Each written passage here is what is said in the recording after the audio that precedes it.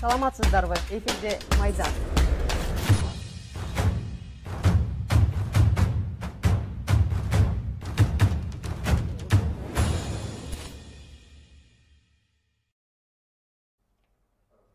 Саламатсыздарбы? Говорит ТВ телеканалының осында түз эфирде Майдан программасы. Біз бүгін мажоритарлық система қайту Қырғызстанға қаншалық пайда алып келді деген теманы талқылайбыз. Шул темада талқы болады.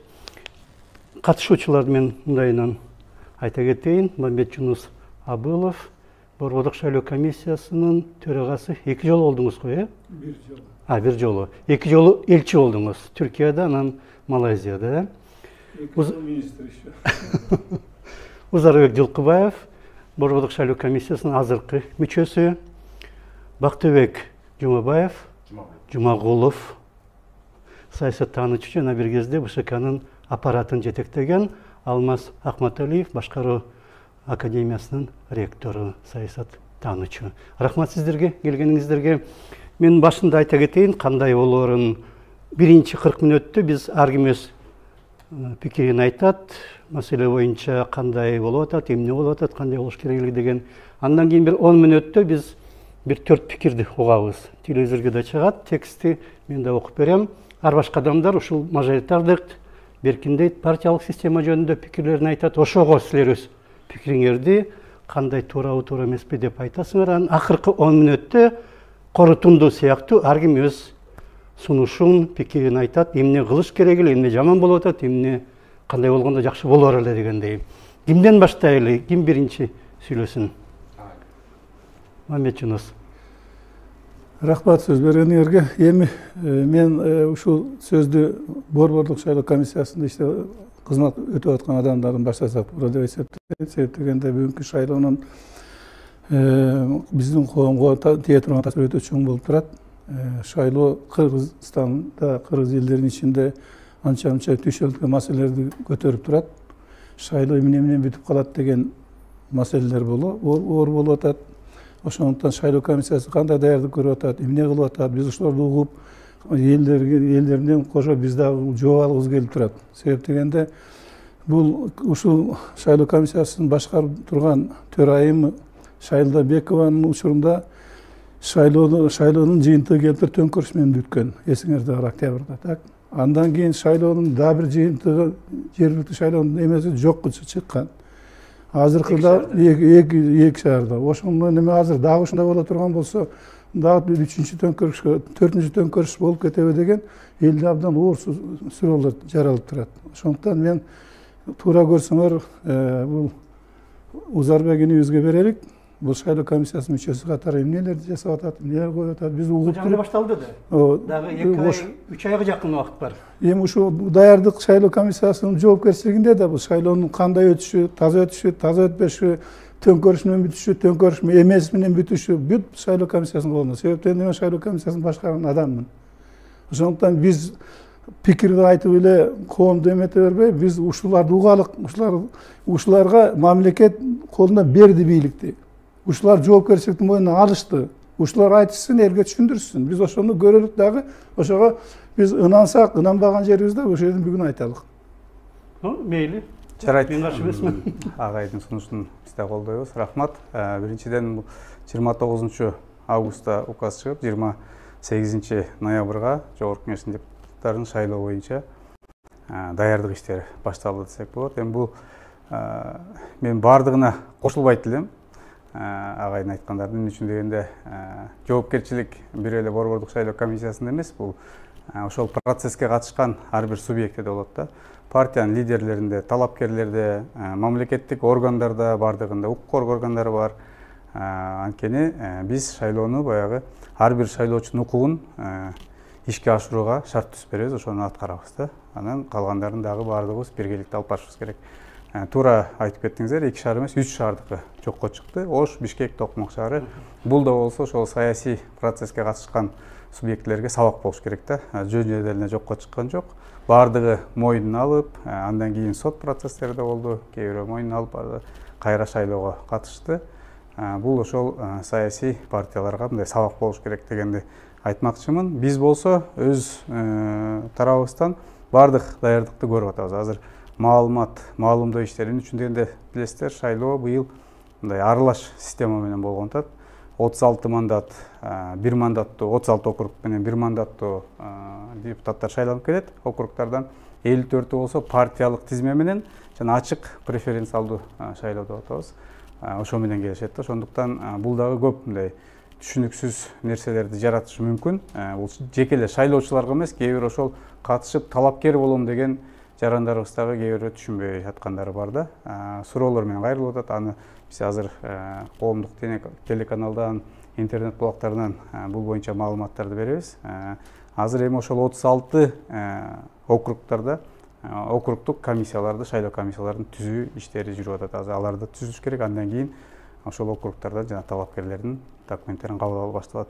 Партиялар боюнча айтып кетсек, 75 партия өзүнүн каалоосун билдирип, билдирме жиберишти борбордук шайлоо комиссиясына. Анын ичинен экөөсүн биз артка бердик, анткени жанагы жетекчилери Минюстагы реестрде башка адамдар экен. Ошондуктан 2 партияны кайра артка бердик. Бир партия өзүлөрү кайра жазганын атат деп бүгүн маалымат келген. Катышууда баштартабыз депчи. Бул эми азыр процесс башталды, жаңы эле башталды. Партиялардын съездери өтүш керек. Жанагы тизмедеги 54 адамды мурун болсо 120 мандат болгону менен 200ге чейин кире берчү эмес беле. Азыр 54 эле болот. 53 эмес, 55 эмес, 54 так талапкерлер болот. Ичинде мыйзамга ылайык шарттары бар. Баягы бир жыныстын өкүлдөрү өкүлчүлүгү 70%дан ашпаш керек, этникалык азчылыктын өкүлдөрү болуш керек, 35 жашка чейинки жаштардын өкүлдөрү болуш керек. Дагы бир өзгөчөлүгү мурун 21 жашка толгондон баштап катышууга мүмкүнчүлүк болсо, шарт болсо, азыр 25 жаштан жогору болуп калды. Бул дагы бир өзгөчөлүк. Күрөө, баягы шайлоого катышууга күрөө деп коебуз. Мурун 5 миллион сом болсо партияларга азыр 1 миллион сом болуп калды. Жеке өзүн катышып аткан жанагы 1 мандаттуу округтар. 3 миллион эмеспи? Жок, азыр 1 миллион сом. Өзүлөрү жана 1 мандаттуу округтардан катышкандар болсо, ал жерде 100 000 сом. Анан 1 мандаттуу округга өзүн өзү көрсөтүп да катыша алат, анан партиялардын сунушу менен да катыша алат да. Агитаторлордун санын дагы чектелди. Мурун билесиздер, чеги жок эле, анан деген акча да ошол аркылуу кетип калчу да. Азыр 1 мандаттуу округтарда болсо 500 адамдан ашпаш керек болду үгүтчүлөрдүн саны. Жалпы партиялык тизме менен кеткендер бул республика бир округ да. Бул жерде 10 000ден ашпаш керек да. Жана 54 адам тизмеде болот дедиңер. Кийин шайлангандан кийин бир депутат чыгып кетсе, анын ордуна ким келет анда? Ошол партиядан эле кийинки добушу көбүрөөк болсо ошо адам. Кийинки добушун ким жана 54төн сырткарысын ким каттайт ал? Жок, 54 эле. Бир эле партия ала албайт да. Бир партия баардыгын ала албайт да. Ал бөлүнүп кетет да. Мисалы 54төн 10 болот. Onu bir partiden 10 olsa, biri geçse 11'incisi gelir. Анан ал жерде bir партия эмес болгон үчүн. Ama doğuştan Анда эмне үчүн анда 54 менен чектеш керек деген эле. 60 деле 40 болсо деле болот эле да. 54 mandat partiyalık tizimi boyunca 54 mandat. Баары бир партия жеңбейт да. Керегинен анда 54түн анда. Эми ошондой муну бүгүнкү биздин талкууга ошо жогорку кеңештин депутаттарын да чакырып койсоңуз болмок экен. Анткени мыйзамды кабыл алган Çok deli mesele emес. Ну партиялар чакырдык, бирок көп адамга телефон чалдык партия тиги депутаттарга. Эч кимиси баары аябай убактысы жок экен эч кимисинин. Но биздин талкуу мажоритардык жана жанагы партиялык система болуп атат да. Даярдыктар жөнүндө азыр сүйлөш али эрте да. Жаңы эле башталды даярдыктар. Комиссиясы. Мына мажоритардык системага биз кайтканыбыз канчалык жакшы болду? Толук болбосо дагы? Эми канчалык жакшы болду же канчалык жаман болду? Аны менин жаза эч ким айта албайт. Азыр Кыргызстандан да адам жок. Себеби шайлайлы, алар иштесин. Анан кийин эми ар бир нерсе иштеп баштагандан билинет да. Азыр мисалы мен деле саясат таануучу катары айта албайм. Биз туура шайлаган атабызбы, туура жолду тандадыкпы, ошол аралаш система биздин Кыргызстан үчүн иштейби, иштебейби? Анда баары бир болуп калат. Кандай система алсаң деле баары бир кийин көрөлү деп эле. Жок, эми практика болуш керек да. Азыр кантип айтабыз азыр? Буягы жакшы. Азыр бул системанын мисалы жакшы жагы бар. Мындай теоретик азыркы ой жүгүртүүбүздүн баары теория. Себеби биз Эмне үчүн теория? Мурда болгон да мажоритардык система. Бир кезде. Ал болгон. Анда плюстары бар, анда минустары бар. Партиялык системада плюстары бар, минустары бар. Азыр биз бир палаталуу парламентке биринчи жолу аралаш система менен шайлап атабыз. Биринчи жолу. Болгондо дагы партиялык система менен ачык партиялык тизме менен биринчи жолу шайлоо болгондо. Бул баягы шайлоо эрежелери мындай кескин түрдө өзгөрдү десек болот. Анан жакшы жагын өзгөрдү. Эми ал кандай депутат корпусу келет? Эл кимди шайлайт? Кандай адамдар келет? Алардын жогорку кеңештин позициясы кандай болот? Ошолордун баары болгондон кийин баа бербесек, азыр мен баа бере албайм, мисалы, кандай болот? Эми албетте мажоритардык системанын плюстары эмне? Мурун партия деп коюп, жабык список деп коюп эле, а жерде кадимки эле партиянын лидери банкирге айланган, саясий коррупция болгон а жерде. Депутаттар өздөрү айтып атпайбы? Биринчи бештикке оңундукка кириш үчүн 1 миллион долларга чейин берчүбүз деп. Мына көрүнүп эле турат. Анан түшүнүксүз система болчу. Ким биринчи, эмне үчүн Асанов биринчи? Ой, 5-чи мисалы, же 6-чы, мүмкүн акча берип болду. Азыр эми жамандыр, жакшыдыр түз Асановго, Үсөновго, Ивановго, Петровго берет добуштун. Ал Петров жаманбы, жакшыбы, байбы, кедейби аны көрөбүз. То есть партия аркылуу эмес, түз өзүмдүн мага жаккан талапкерди шайлаганга мүмкүнчүлүк түзүлдү. Бул бир. Экинчиден, жанагы 36 депутат бир мандаттуу. Азыр региондордун өкүлү пайда болот.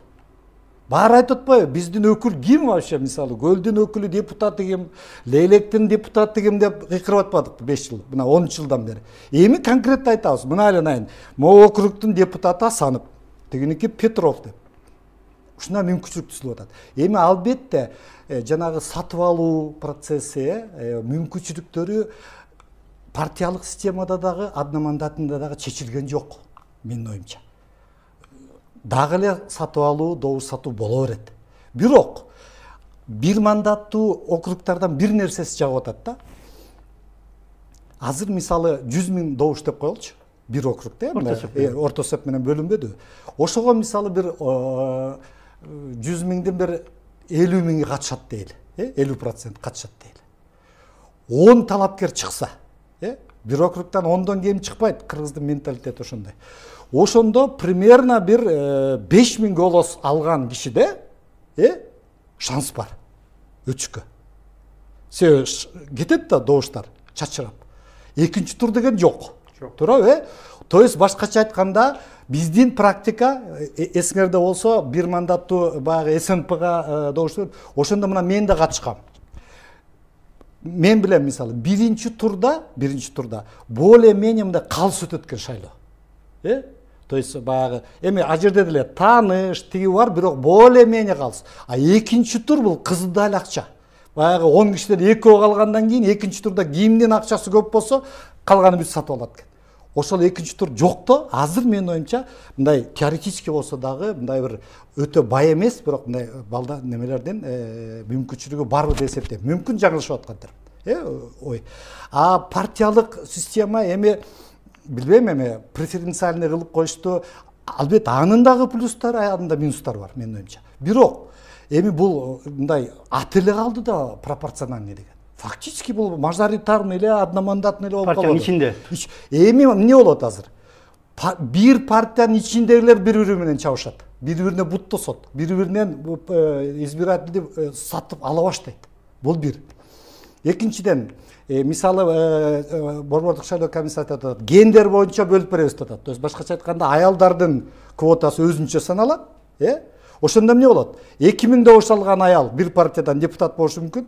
Анын астында турган 10 000 добуш алган эркек өтпөй калышы мүмкүн. Бул да көп эмес да бир. Жок, мен мисал айтып атам да. Дагы бир маселе, партиянын лидери өтпөй калышы мүмкүн. Ал биринчи турабы, 50-чи турабы, ал эч ким гарантия бере албайт. Мурун гарантированный болчу. Менде суроо, эгер гендерлик жактан биз отдельно санап атсак, анда эмне үчүн жаш боюнча санабайбыз? Жаш боюнча? Жаш боюнча дагы 30% бош керек да. Этникалык жактан эмне үчүн санабайбыз? Ал дагы вопрос. Ошон үчүн депутаттар келсе жакшы болмок. Ошон үчүн шайлоо системасы кичине татаалдашып калды. Бирок мен айтар элем, эми Кыргызстан үчүн бүгүнкү күндө бир идеалдуу бир шайлоо системасын табуу деген бул мүмкүн эмес. Биз өсүп бараткан, күнүгө өзгөрүп аткан улут болуп атабыз бүгүнкү күндө. Башкаруу системабыз өзү мындай туруктуу болбой атпайбы? Биз азыр изденүү жолундабыз. Анан албетте шайлоо системасында дагы түшүнүксүз маселелер бар. Бирок баары бир акыркы сөз баары шайлоочуда. Баары шайлоочуда. А дейбиз. Санаганда эмеспи? Санаган боюнча мисалы мен жанагы электронный урна киргенден бери мен мисалы ишенем. Мен жеке эч кимге оюмду таңгулагым келбейт, мен ишенем. Мурун эмнеден кетчү? Пачкам тыштачууда. Мына баарыбыз эле көрүп жүрдүк аны. Туура, пачкалап тыштачу, светти өчүрө коюп таштачу. Азыр ал принципиалдуу түрдө мен оюмча мүмкүн эмес. Бактыбек, кандай дейсиң? Рахмат, саламатсыздарбы? Майдандын угуучулары, коллегалар, саламатсыздарбы? Нарын агай. Жакшы маселени көтөрүп атасыздар, өтө көйгөй. Анткени айткандай, мажоритардык системада жүрдүк, андан кийин пропорционалдыкка өттүк, анан кайра мажоритарныкы келип атабыз деген көп суроону берилип атат да. Бирок биз бул маселени мындай коюш керекпиз да, менин оюмча да. Эмне үчүн биз кайра ушуга келдик да? Эмне үчүн? Маселе мына акыркы система пропорционалдык. Бул биринчи. Экинчи, ошол система менен өткөн, уюштурулган мамлекеттик орган жактардан эч кандай ошол жердеги болуп аткан бузууларга эч кандай реакция болбогондун себебинен келип чыгып атат. 2020 жылдын октябрдагы окуясы бул бизди, өлкөбүздү, Кыргызстанды негизинен кризиске алып келди. Саясий кризис дейбизби, саясий партиялардын кризиси дейбизби. Мына азыркы кезге чейин биз ал кризистен чыга элекпиз, чынын айтканда. Коомчулукта маселе бар. Эмнеге жогорку кеңештин депутаттары дагы иштеп атат деген суроо. Мисалда, азыр ушул шайлоо менен өткөрүү менен биз мындай айтсак, толугу менен мындай стабилдүү мындай бийлик органдарды калыптануу процесске бир келебиз да. Анан Алмаз агайдын айтканына толугу менен кошуламын. Маселе ушул пропорционалдуу система туура эмес колдонуп, бийлик жактан дагы, саясий партиялардын лидерлери жактан дагы ушул кризиске алып келди да. Алып келди, саясий партия өзүнчө мындай клуб интересов болуп калды да. Эмне үчүн партия лидерлери сунуш кылган 10-жылы өздөрү ошол принципти сактабай, өздөрү сата баштады?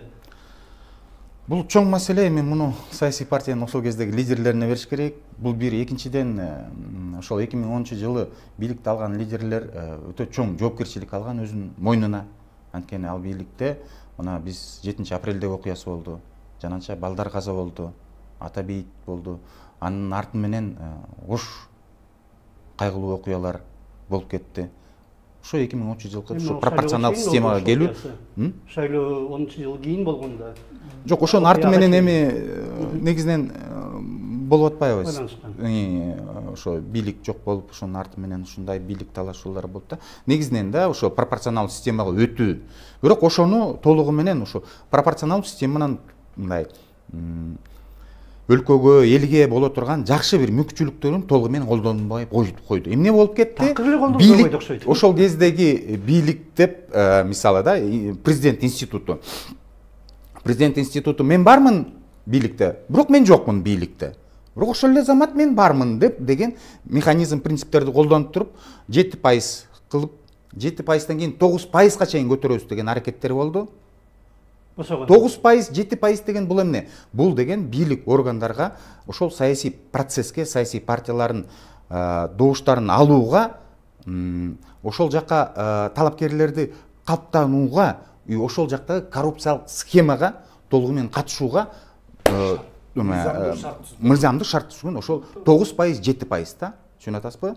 Эгер ошол пропорционалдык системада пайызды 2-3-кө же 1-ге түшүрүп койсо, эч ким сүйлөшпөйт болчу бийлик менен.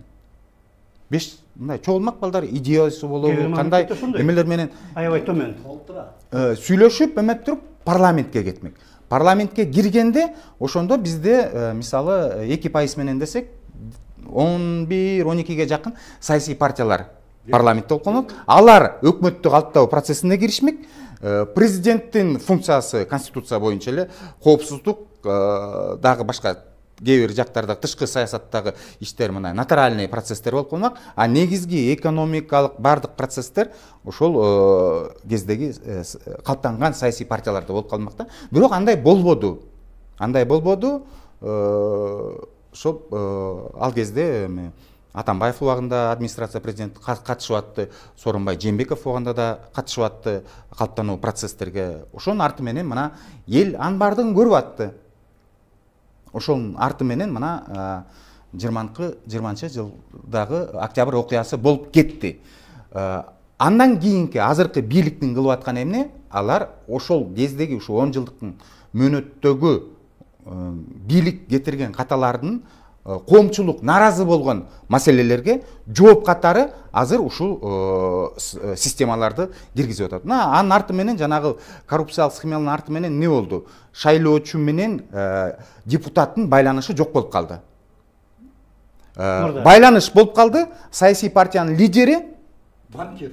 Анан эме тигилер акционерлер, депутаттар. Эмне взаимоотношениясы эмне болуп атат? Финансовый ресурсы все. Каяктагы шайлоочу? Каякта шайлоочунун маселеси жер-жердеги? Каяктан көйгөйү? Бул жакта башка көйгөйлөр жатып атат. Негизинен ушул маселелердин ушунун бардыгы аргасыздан бизде азыр ушул система алып келди. Эми бул системаны жаман деп да айтсам, бирок кээ бир коркунучтары бар. Ошонун бардыгын эске алыш керек да, азыркы бийлик. Эске алыш керек. Борборлук шайлоо комиссиядагы мен кошулам, толугу менен Борборлук шайлоо комиссиясын мойнуна жүктөп таштабаш керек. Өзүм иштегенмин, билемин. Ал жакта укук коргоо органдарынын ролу өтө чоң. Ал жерде жергиликтүү бийлик органдары, айыл өкмөтү болобу, акимдер болобу, губернатор болобу, жоопкерчиликтер өтө чоң. Райондун прокурору, райондун милициянын башчысы бардыгын ролу бул процесстерде өтө чоң. Мен Чехияда жашап калдым. ЦИК деген жок таптакыр. Негизинен бизде стат комитет өткөрөт. Туптуур айттыңыз. Борбордук шайлоо комиссия негизинен в идеале бул статистикалык комитет болуп калыш керек да. Саясий орган эмес, саясий процесстер. Бул негизинен Борборлук шайлоо комиссиясынын мүчөлөрүнө шайлоо жүрүп атканда эмне үчүн көз карандыз берилет? Башка жактардан ушундай таасир болбосун, мындай коркутуп, бүркүтүү эмелер болбосун ушуну. Анын баарын милиция текшерет, полиция текшерет. Ушундай болуш керек. Эч ким кандай мыйзам бузбасын деп. Добуштарды статкомго эметип коет, санап коет, болду. Эч кандай маселе жок. Азыр уже мына бизге шайлоонун убагында ЦИКке мындай МВД, ГКМБ баарын өткөзүп бериш керек 3 айга. Мына шайлоо борборлук шайлоо комиссиянын төрайымы ким же төрагасы кандай приказ берсе бүт баарыңар аткарасыңар деп.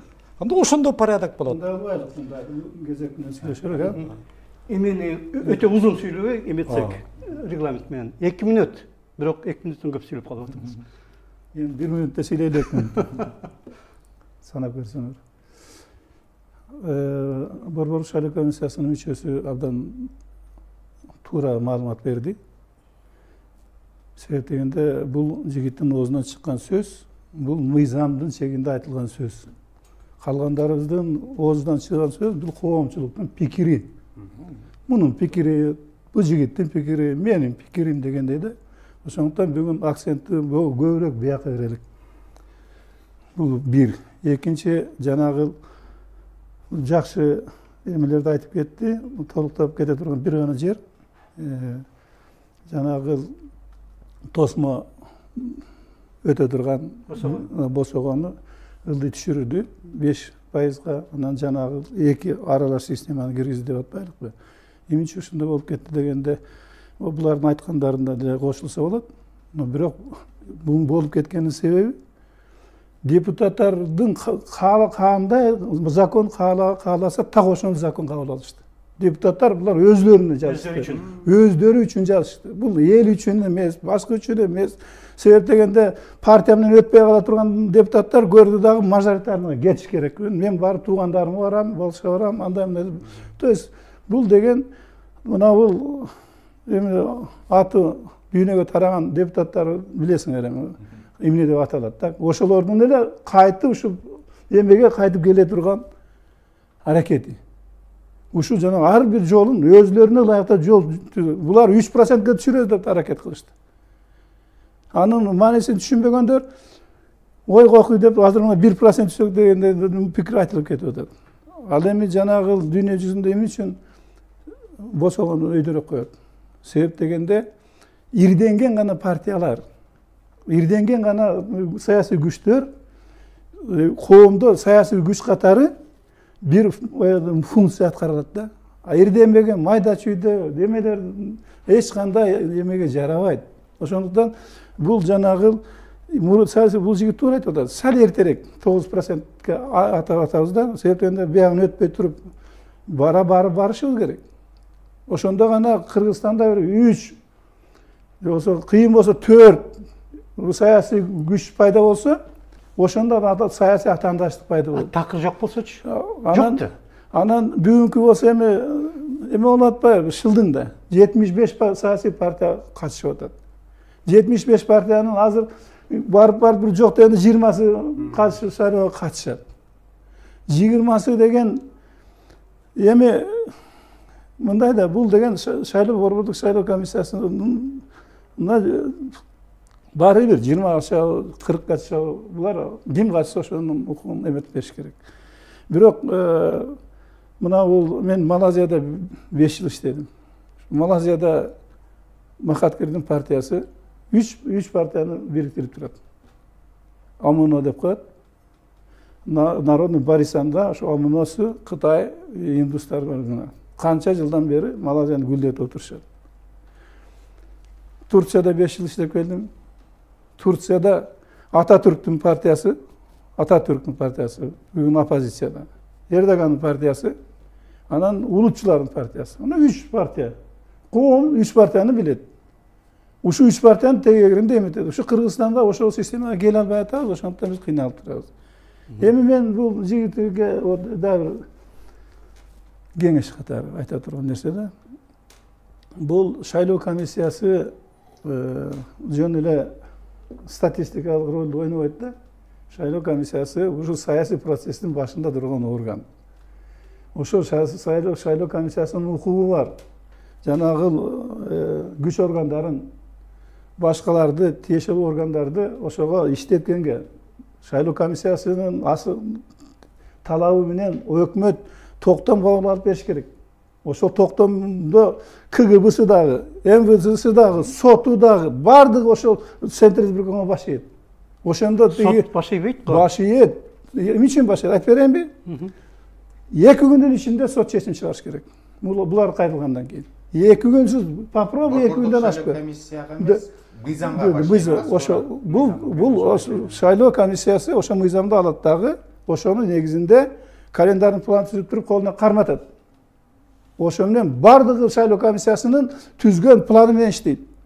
Сотуңда ошо менен иштейт, КГБңда ошо менен иштейт, бардыгы ошо менен иштейт. Ошондуктан эми теорияда баары ошондой болуш керек, бирок андай болбойт. Ошондой эле болот. Сот бирок БШКнын чечимин эметип салып атпайбы? Жок, ал деген мындай да, сот ал деген чечимди кандай чечим кабыл аларды бул соттун өзүнүн эрки. Бирок чечимди качан кабыл алыш керек? Эмне кабыл? Процедура, ошону Эми аларды сактап атат процедура. Ансыз анда шайлоо комиссиясынын немеси кетип калбайбы? Ошондуктан мен оюмча шайлоо комиссиясы тем более өзүңүздөр көрүп турасыздар, акыркы шайлоолор жокко чыгып атат. Дагы бир шайлоосу болсо төңкөрүш менен аяктады. Эми бул дагы ошо болбош үчүн шайлоо комиссиясы сал мындай тирүүрөөк иштеш керек, жандуураак иштеш керек. Саясий партияларды бардыгын бузуулар болуп кала турган болсо, ошолорду убагында чечим кабыл алып туруш керек да. Анан кийин напотом калып койгондон кийин ошо жана сиз айткандай болуп калат. Мына эмеле айтып кетпеди Алмаз. Таза саналарына мен ишенем дейт. Мурда бая пачка менен салчу бюллетенде азыр андай жок деп, а бирок кайсы программа менен саналып атканын биз билбейбиз. Ал жакта байкоочулар дагы жок. ЦИКтен башка эч ким аны билбейт го. Деги эле ким билет аны? Мындай да. Жанагы норма калды. Мындай да. Биз жанагы электронный результат чыгып атпайбы? Эми азыр мурун 15-20 мүнөттө чыкса, эми азыр эми кичине 1 саат, 2 саат кетип калат го. Себеби жанагы гендер, мендер, жанагы преференциальный. Анан биз бир нерсени, ушул суроону көп беришет да. Бир нерсени унутуп атабыз. Биздин мыйзамда жазылып турат. Результаты орусча выводятся по итогам ручного подсчета деп турат. Түшүнүп атасызбы?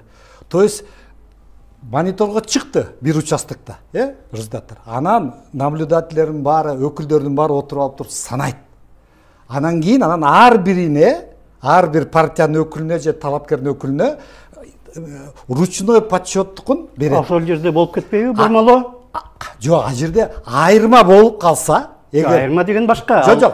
Нары бери 5, 10, 100 добуш деп коелу. А ошол бюллетендерге кийин орто жолдон бирөө салып жүрбөйбү жана пачкада алып? Жок, ал элдин наблюдательдердин көзүнчө саналат да. Мурда деле наблюдатель бар эле. Жок. Анан мындай да. Мисалы электронный подсчет менен ручной подсчеттун айырмасы чыгып калса, 5 10 анда мыйзамда жазып турат. Анда ручной подсчеттуку берется за основу деп турат. Ишил бар сонун. Сонун мен бул жагынан ишенем. Мен мисалы күмөн санабайм. 2015-жылкы шайлоо болгон, парламенттик шайлоо биринчи жолу ушул биометриканы басып, купон алып барып, асуу менен деп коебуз, автоматтык жана саноо урналар менен. Ошол шайлоодон кийин бирөө деле көчөгө чыккан эмес да, чынын айтканда. Татынакай эле шайлоо өткөн, элдер да ишенген. Бирок кийин баягы айтып атпайбызбы, жанагы подкуп менен партиялар депчи. Мүмкүн ал деле эмес, просто бийлик жакпагандан элге дагы бир иши жакпаса, кийинкиси да жакпай болуп, мындай айтканда үстүккө ооздук болуп кетиши мүмкүн да. Бул жөн эле жерден эле келип чыккан жок да. Төңкөрүштү да кандай айтышыбыз керек. Анан эми аз карап тургула. Былтыркы шайлоонун тизмелери турат да, интернетте барып турат. Буюрса жакында съездер өтөт, карап көрүңүздөр. Ошол эле талапкерлер келет кайра. Бирок бюллетендер жок кылып салып атпайбы? Кайсы бюллетендер жок болуп кетет? Канча убакыт өткөндөн кийин шайлоону уже таба албайсың анан. Жок. Протокол бар. Протоколдор бар. Эми ар бир саясий партиянын өкүлдөрү отурат. Алардын колдору турат. Физический бюллетендер мүмкүн жок. Бирок эми азыр мыйзам бузуу сакталыш керек. Бирок мен билбей эткем канча болот. Протоколдор. Менин иштеп турганда 3 жыл сакталыш. Азыр да ошондун ичинде эгерде бирөө жарымдан эме түшүп, арыз түшүп, мына мен башымда өткөн окуяны айтып коеюн анда. Чыңгышев менен Иман Кожоев, по-моему, фамилиясы, жанагы Ысыкөлдө талашып калып, анан кийин Чыңгышевди утту деп туруп, эметкенден кийин талаш болуп калыптыр. Мен Центризбиркомго келсем, экөөнө тең мандат бербей туруп алган экен. Анан кийин мен келгенден кийин Бир адамбы? Ошо анда мандат не болчу да. Анан Чыңгышев болсо мен уттум дейт. Центризбиркомдун жарымысы ага добуш берет. Тиги болсо мен уттум дейт, Центризбирком ага добуш берет. Экөөнө тең мандат бербейт. Жанагы Исыкул Инвестбанктын директору фамилиясы Байгожоев. Ошо Байгожоев менен Чыңгышев экөөнүн ортосунда талаш экен. Анан мен Центризбиркомдун төрагасы болгондо Аскар Акашев айтып калды, ай ушу такырылып бүтпөй койду. Мен ошондо менен текшердим. Мен барып туруп протоколду алдым, тетиги бюллетенди алдым. Барып туруп ошонун негизинде подсчет кылсак, Байгожоев отуруп кетти.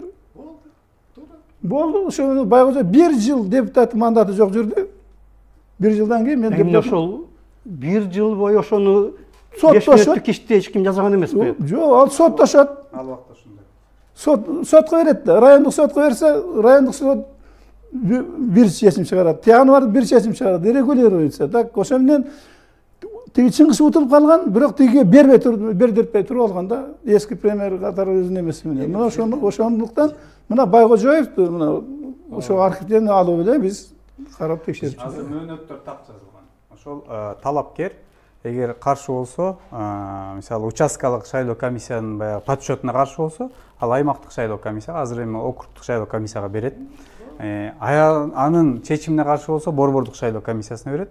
Биздин чечимге каршы болсо, Бишкек административдик сотуна берет, ага каршы болсо жогорку сотко берет. Мурда деле анын баары бар болчу да, сотко берет мурун- деген чечет, соттун чечими Жок, сөзсүз мурун аткарылат деген округ- дайым эле бар да, сонун эрежелери бар, бирок болбой атпайбы. Мурун райондордо болчу соттор. Азыр баардыгы бул жерде болот. Анан мунун мөөнөтү бар. Мына агай айтып атпайбы, 1 жылдап жүрүптүр деп. Азыр 1 жылдап болбойт. Өзүнүн мөөнөтү бар. 3 күндүк мөөнөтү бар, 5 күндүк мөөнөтү бар. Андан караган мөөнөтү да бар да. Сурокторун коюп берген. Башка маселе бар. Кээ бир мамлекеттерде, мисалы Германияда шайлоонун жыйынтыгын борбордук шайлоо комиссиясы алардык эме, биздикинде органы чыгаргандан кийин сот аны жокко чыгара албайт. Окончательный. Биз ушуга жооп дагы эле таба албай атабыз да. Сотко менин жеке пикиримде борбордук шайлоо комиссиясынын чечими окончательный болуш керек. Эч ким соттошпогондой кылышыбыз керек. Болбосо соттошуп эле жүрө берет, биринин үстүнөн бири жазат, анан биздикилер көнүп алдык да. Эми анда ишенишибиз керек. Шайлоо, тем более электронный урналар болуп атат, биап колубуз менен персональный немелер болуп атат. Эмнеге ишенбешибиз керек? Аны соттошо берсең ана бүтпөйт ал. Мыйзам бузуунун көбү азыр көчөдө. Участкалык комиссияларда мындай Кудайга тоо жакшы. Калган бар сонун. Буюрса жакшы. Жакшы, ал жагына маселе жок. Көчөгө чыгып кетти да, жана мажоритардык система болгондо соттошуу аябай болбоду эле. Көчөгө чыгып кетти. Аябай болбоду эле. Аны ошого айтып атабыз. Кандай дейсиз? Атышканга чейин бар Сиз азыр чуда. айтып атасыз мажоритардык системанын коркунучтарын, мындай вызовы, риски дегендей да. Анан бул жагында туура, бул жакта агай далил кылып берет, коррупциялык схемалар борбордук шайлоо комиссиясында кеткен. Эмнеге жарымы тиги Чыңгышевди колдоп, эмнеге жарымы тиги жакта болуп аткан деген маселенин артында көп суроолор бар да. Тиги округда мына өзгөндө борбордук шайлоо комиссиясынын мүчөлөрү барса, аны ошол жерде жергиликтүү жашоочулар бензин менен коюп өрттөйбүз деп, тиги кимдин шайлоосу эле ошондо тоже ушундай фактылар көп болгон да. Анан булдай коркунучтар негизинен бар округтарда. Бул бир да. Ошол талапкер, бир мандаттуу округдагы талапкер аймактык комиссия менен кандайдыр бир сговорго кирип, мүчөлөрү менен оппонентке каршы кандайдыр бир фактыларды подтасовка кылдыртып, ага аймактык комиссия ооба деп көзүн жумуп коюп, аны андан нары жылдырып, ошол кезге ошондо мындайынан соттун дагы мааниси керек да. Соттун ролчу бул бир. Андан тышкары дагы ушул мажоритардык системанын дагы бир мындай коркунуч жактары өзү менен алып келе жаткан аңыз болгону менен, ана Алмаз агай айткандай эле, мисалы да элементарно 100 000 тура агайга кошулам, 50-60% катышыш мүмкүн. 60-тын ичинен 20 000 алганы мындай условно өтүп атат да. Анткени калганы 18-19 000 алганы өтпөй калып атат, калганы 2-3 000, 3-4 000 алып атат. Бирок совокупности 40 000 алган мындай талапкерлер шайлоочу, которые добуштарын берген, алар ошо 20 000 алган добушту канчалык легитимдүү деп кабыл алат. Бул бир. Экинчиден алар негизинен мына жалпы өлкөнүн статистикага ошол 40 000ди 36 округга көйткөндө 1,5 миллионго жакын шайлоочулардын эмеси мындай наразычылык деген форматта болуп калды. Это недовольство деген форматта. Экинчи преференциалдык системадагы жана 5% дегени. 5% бул 100 000ге жакын добуш алыш керек, в среднем өтүш үчүн где-то да. 7% менен 120 000дин айланасы болуп атты эле. 5% где-то 100 000дин айланасында, жана 3 миллион 600 000 болжолу менен да. Ошондо 99 000 алган саясий партия өтпөй калып атабы? 80 000 алганы өтпөй калып атабы? 70 000 алганы өтпөй калып атабы? 50 000 алганы өтпөй калып атабы? 40 000 алганы өтпөй калып атабы? 35 000 5 2-3 000дер ал. Совокупности алар дагы мындайынан кошкондо где-то бир 700 000ге жакын дагы наразычылык. Мен ошол себептен айтып атканым, жанагы пайызды ылдый түшүрүп, мажоритардык жана конфликтный потенциалы көбүрөөк болуп атат, 1,5 миллионго чейин чыгып кетип атат. Мындай алганда да саноо менен.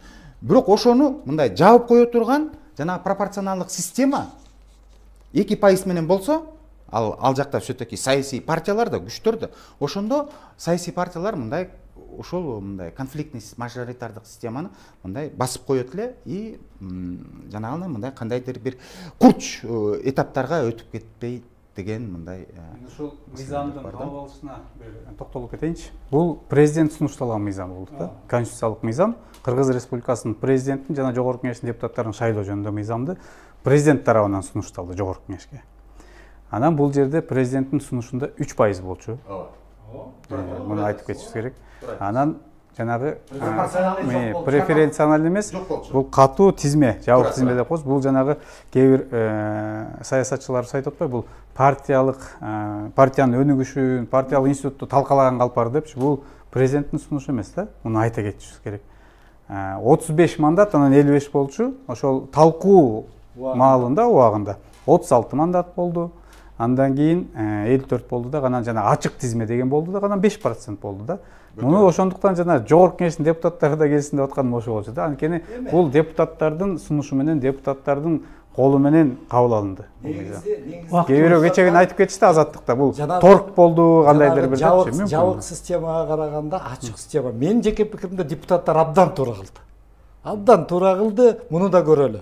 Себеби жабык деген жанагы эле система болмок. Кайра эле $1 миллион бермек, кайра эле партиянын кожоюндары байымак, алар расстановка жасамак. Мен 200 миңди берип коюп үйүмдө отуруп, анан шайлоо бүткөндө мага мандат тап кетип беришпейт. Мындай болгондо 90 деген анда чуркасын бар. Вактыбыз болуп калды, биринчи этап бүтүп калды, 40 мүнөт өтүп кетиптир. Азыр мен бир 4 адамдын пикирлерин окуп берейин, экранга дагы чыгат тексти. Ошол жөнүндө пикир алмашалы. Кыргызстандын 85-90 жылдардагы лидери Абсамат Масалиев мынтип айткан кезинде саясий партиялардын курамында ар башка улут өкүлдөрү болот. Эң башкысы алардын саясий көз карашы бирдей. Ушул өңүттөн алганда мажоритардык шайлоо ыкмасы өлкөдө уруучулукту, жердешчиликти кайрадан күчөтөт, коомдо жикке бөлүнүүчүлүктү арбытат деп айткан. Академик Чолпонкул Арабаев жакында академик болду. Мажоритардык ыкманын артыкчылыгы ал эл менен депутаттын жакындашуусуна өбөлгө түзөт. Анткени депутаттар аларды шайлаган эл менен тез жолугуп, жасаган иштери боюнча такай маалымат берип турат дейт. Атамекен партиясынын төрагасы Өмүрбек Текебаев. Мажоритардык шайлоо системасынын бир жакшы жери шайлоочулар талапкерге түз добуш бергенинде. Бирок ошону менен анын артыкчылыктары түгөнөт. Мындай шайлоо системасы Кыргызстандын бүгүнкү тарыхый шартында коррупцияны күчөтө турган система. КМШ өлкөлөрүнүн 30 жылдык тарыхы көрсөткөндөй, бир мандаттуу чөлкөмдөрдүн байлыгы бар же бийлик колдогон гана талапкерлер шайланат. Кез-кезде гана башкача болушу мүмкүн. И 4-чү пикир Карпек Алымкулов, мурдагы депутат, жогорку кеңештин мурдагы депутаты. Мажоритардык шайлоо системасын киргизүү өлкөдөгү саясий партиялардын жанданышына өбөлгө түзөт. Анткени мурдагыдай эле саясий партияларга парламенттен бир канча орунду берип коюу, партиялардын 15 депутаттык орун бизге тиет деп аракеттенбей коюшуна алып келди. Ал эми мажоритардык ыкма бир жагынан көп партиялардын жоюлушуна, экинчи жагынан айрым партиялардын күчтөнүшүнө алып келет. Ушул 4 пикир жөнүндө ким баштайт? Мына 4 пикирдин тең мындай негизи бар пикирди деп айтыш керек. Бирок эгерде биз демократиялык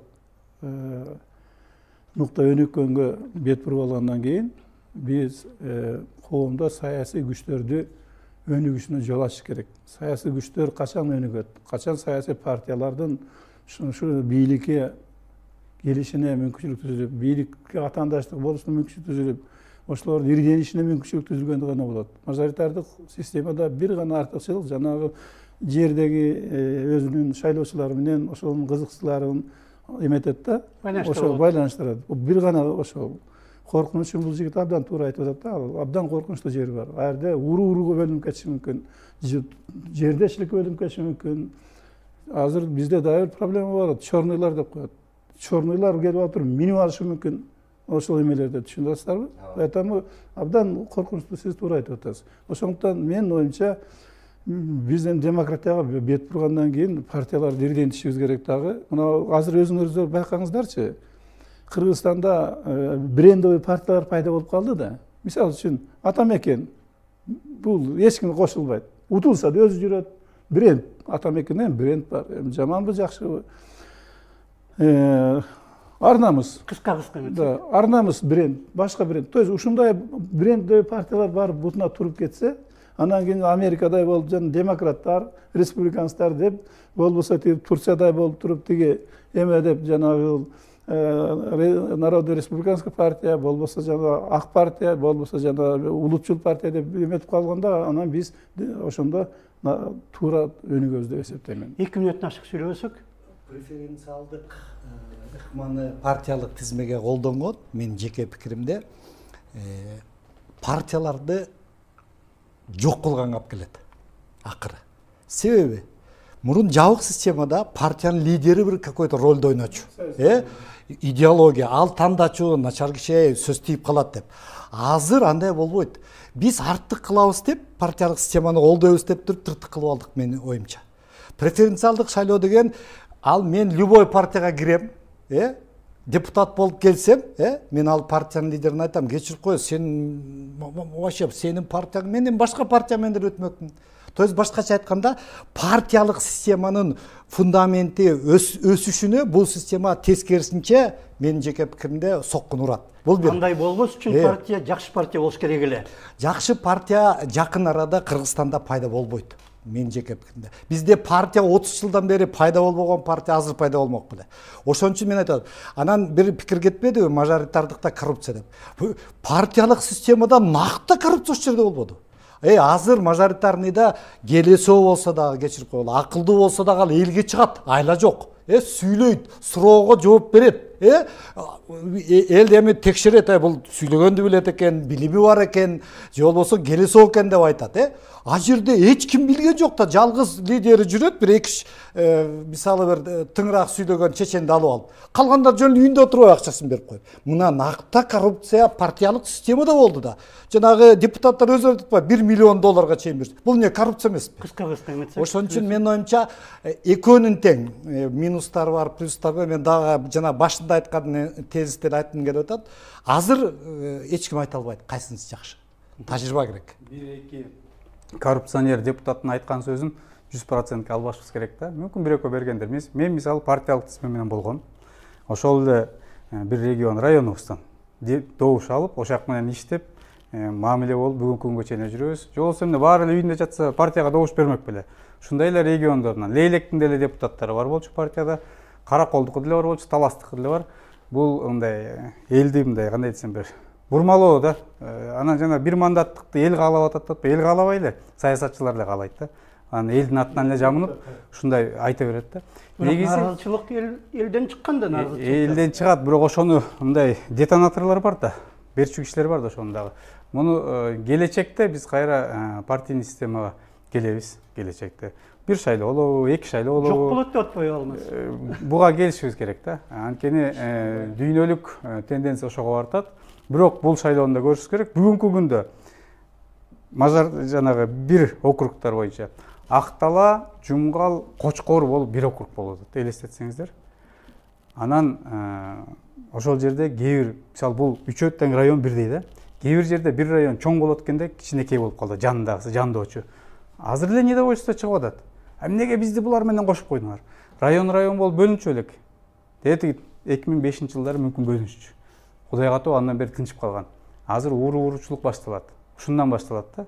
Ошол тобокелчиликтер ушул жерде бар да. Бирок муну да көрүшүбүз керек. Мыйзам ушундай кабыл алынды. Баарыбыз ниетибизди оңдоп, жанагындай добуш сатып алып атат, ошо сатып алат дебей, сатып албагыла, бул келечегиңер деп айтып баарыбыз. Айрыкча мамлекет башында отурган кишилер, баягы Аскар Акаевич ала бергиле, анан шайлай бергиле деген бул туура эмес. Туура айттыкан го. Туура эмес позиция. Бул туура эмес позиция. Ала бергиле дегени туура эмес позиция болгондо, ошондуктан мамлекет башында отургандар, лидер болгондор бул ошол коомчулукту, элди алып жүрүш керек. Ошол идеяларды бериш керек да. Ошондуктан жакшы ниет менен мүмкүнчүлүктөр да ачылды. Жаштарга ачылды, регионалдык лидерлерге ачылды мүмкүнчүлүктөр. Ошондуктан ушул мүмкүнчүлүктү жакшы жагына мамлекетти оңдойбуз деген ак ниетибизге бурушубуз керек да. Бакыт өтө кыска, анткени убакыт аз калып атат. Негизинен 4 агайлар айткан сөздүн ойлордун пикирлеринин астында мындай негиз бар, кошулам. Ошол эле замат Кыргызстан азыр изденүү жолундабыз. Биз ушул системаны таптык, ушу менен токтодук дегенден мен алысмын. Биз дагы ушул система менен дагы бир изденүү, муну көрөлү деген процесстебиз. Мажоритардык системада ооба кээ бир инсандарга бул мүмкүнчүлүк тусулат. Аны Өмүрбек Чиркешевич дагы белгилеп кетип атат. Себеби ушу Өмүрбек Чиркешевич, Адахан Мадумаров дагы башка дагы ушундай талапкерлер административдик ресурс болобу, башка мындай кысымдар болобу, округтардан чыгып келип өтүп келе жатканда акчалык ресурстар жок болуп, ошондой нерселер бар. Ушул мажоритардык системада мен ойлойм көп мындай жакшы өзүнүн мүмкүнчүлүктөрүн билген инсандарга, жаш жаңы саясаттарга шарт түзүлүп берет да. Мисалы Абсамат Масалиевич өзү бирок округтан өтүп келген. коллега айткан маселеге толугу менен кошулам. Кокту тиги айыл, бу айыл деп бөлүнүү процесстери өтө бул коркунучтардын категориясына киргизиш керекпиз. Экинчи эмебиз бүттү, 10 мүнөттөй калды, 9 мүнөт эле калыптыр. Ар ким анда өзүнүн жыйынтыктоочу пикирин айтып, бир корутунду сыяктуу эмне жакшы эмес, эмне жакшы, кандай кылыш керек эле дегенди айтып чыгалы. Ар ким өз пикирин сизден баштайлыбы, Мамеджимиз? Мен ушул жерден дагы бир жолу ушу Борбор шайлоо комиссиясынын өкүлүнө регламент кайрылгым келип турат. Шайлоо өтө бир чоң саясий иш-чара. Мамлекетибиз шайлоодон мүдүрүлүп келатат. Кыргызстанда 3 жолку төңкөрүштүн 3-өндө тең шайлоонун түздөн-түз тиешеси бар. Бул жолку шайлоодагы ошол тарапка бурулуп кетет деген коомдо абдан кооптонуп күчтүү. Элдин ичинде абдан кооптонуп күчтүү.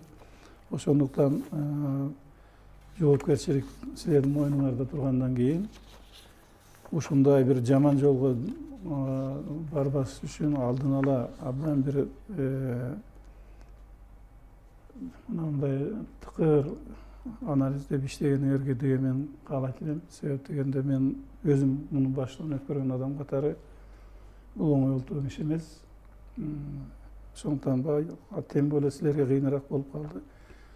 Составыңарда дагы ар кошкон партиялардын мүчөлөрү, ар бир мүчө, ар бир партиянын арабасын ошонун сөзүн сүйлөйт. Бизде андай жок болчу.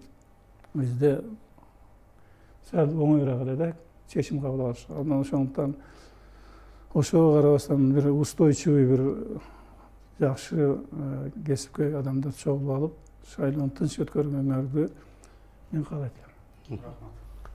Узарбек. Туура, бизде 12 мүчө бар, 6-сы партиялардан, фракциялардан келдик.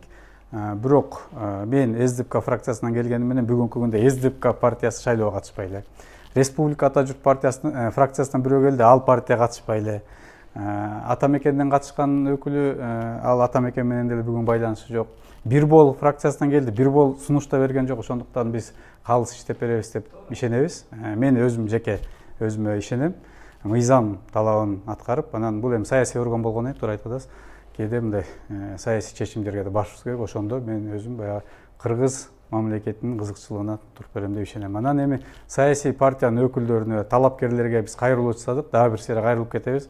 Бул бизде чоң бакыт бар да, бактылуу элбиз, мамлекетибиз бар.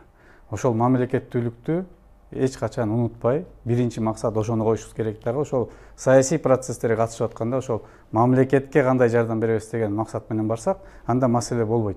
Туура айтып атасыз, кооптону көп азыр элде. Анткени жанагындай аралаш система болуп калды, туруктуулукка келдик биз былтыркыдан бери деп атабыз.